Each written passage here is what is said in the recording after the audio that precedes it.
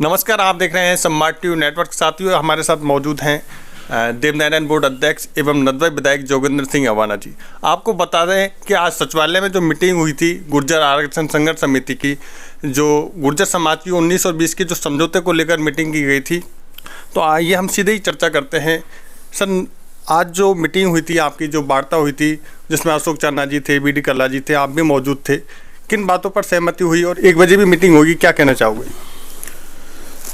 देखिए, आज 5 बिंदुओं पे हमारी जो गुर्जर आरक्षण संघर्ष समिति है जी, उसके जो सभी सम्मानित पदाधिकारी थे, लगभग 20 के आसपास थे, उनके साथ में चाहे हमारे कमेटी जो माननीय मुख्यमंत्री जी की तरफ से बनाई गई है, उसमें चाहे चेयरमैन उसके श्री बीडी कल्ला साहब जो मंत्री हैं वो हों, चाहे श्री राजेंद्र यादव जी हों, मंत्री हैं हमारे राज्य में, चाहे हमारे श्री अशोक चांदा जी हों, चाहे मैं रहा हूँ, हम लोग 4 सरकार की तरफ से थे और तमाम विभागों के जो सीनियर IAS लोग हैं वो सारे थे। तो इसमें मुख्य जो बिंदु थे वो 5 बिंदु थे। वो सबसे पहला जो बिंदु था, प्रक्रियाधीन एवं बैकलॉग भर्ती जो 372 है वो मुद्दा था। उसी के साथ साथ रीट की जो भर्ती 233 वाला जो चला आ रहा है वो था, और उसके साथ साथ गुर्जर आरक्षण आंदोलन के पेंडिंग जो केसेस हैं जो काफ़ी लंबे समय से चल रहे हैं, दूसरे नंबर पे वो था। और तीसरे नंबर पे देवनारायण छात्रवृत्ति योजना और गुरुकुल योजना, ये था।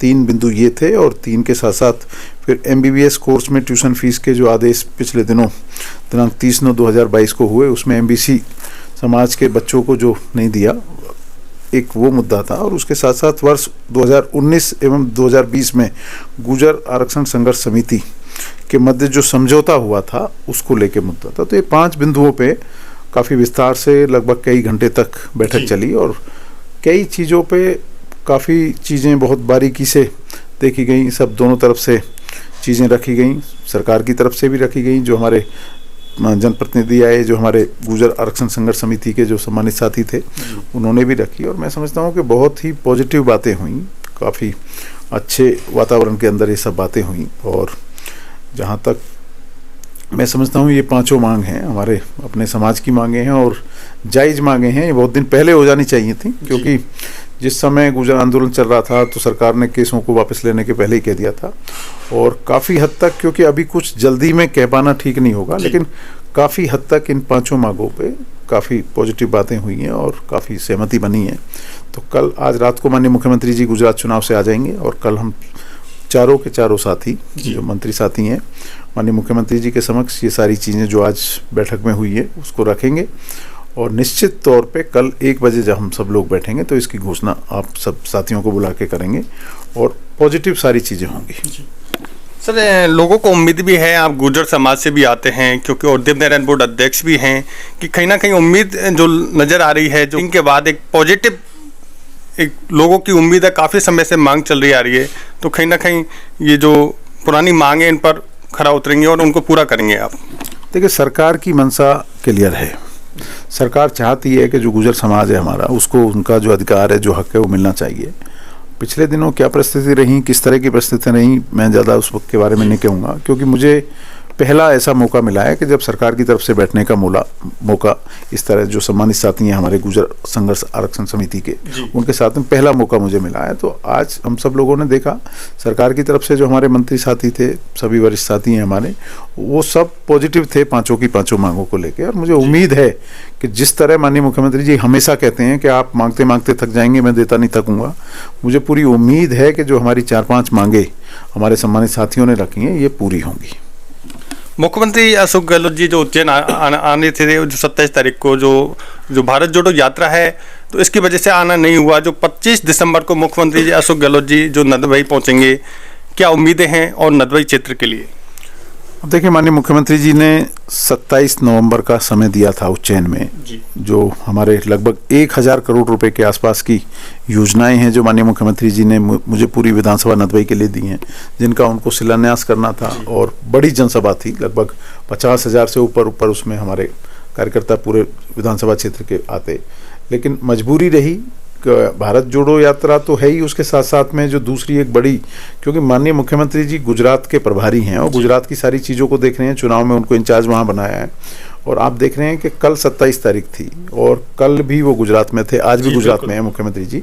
तो यही कारण रहा। तो फिर मैंने बैठ के बातचीत की। मैं पिछले दिनों गुजरात गया, लगभग 5 दिन पहले, और माननीय मुख्यमंत्री जी ने यही कहा कि गुजरात के चुनाव के बाद और भारत जोड़ो यात्रा जो हमारे राजस्थान में प्रवेश कर रही है 3 तारीख को, 3 से लेकर 23 तारीख तक रहेगी। 23 के बाद कोई भी दिन एक बता दें।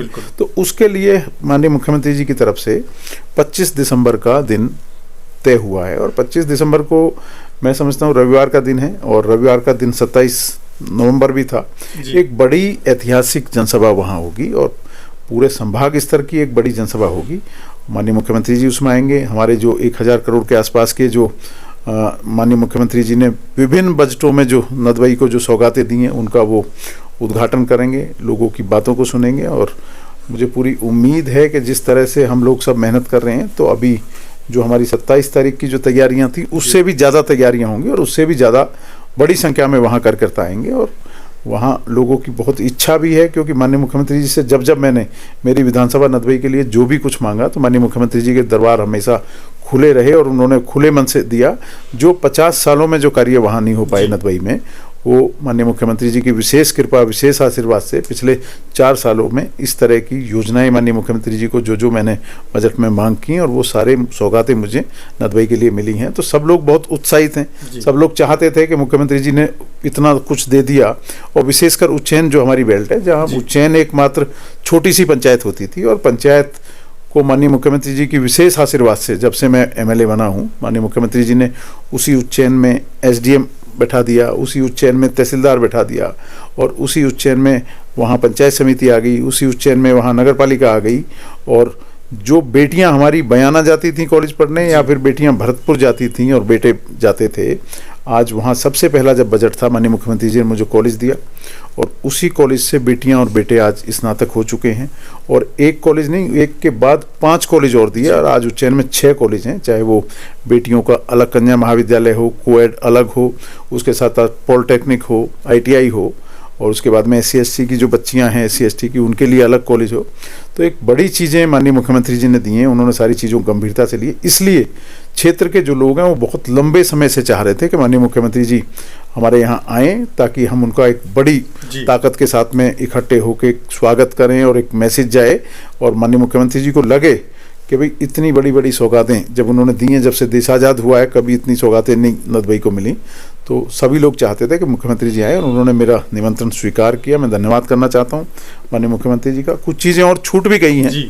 क्षेत्र की जनता है, मेरी बातचीत हुई है, सब लोगों से बैठ के विचार विमर्श हुए हैं। तो मैं जब माननीय मुख्यमंत्री जी आएंगे, तो कुछ चीज़ें जो हैं, हो सकता है कि संभवतः वहीं कुछ घोषणाएँ भी नहीं हो सकें। साथियों, ये थे हमारे साथ जो देवनारायण बोर्ड अध्यक्ष जोगिंदर अवाना जी। ब्यूरो रिपोर्ट, सम्राट टीवी नेटवर्क।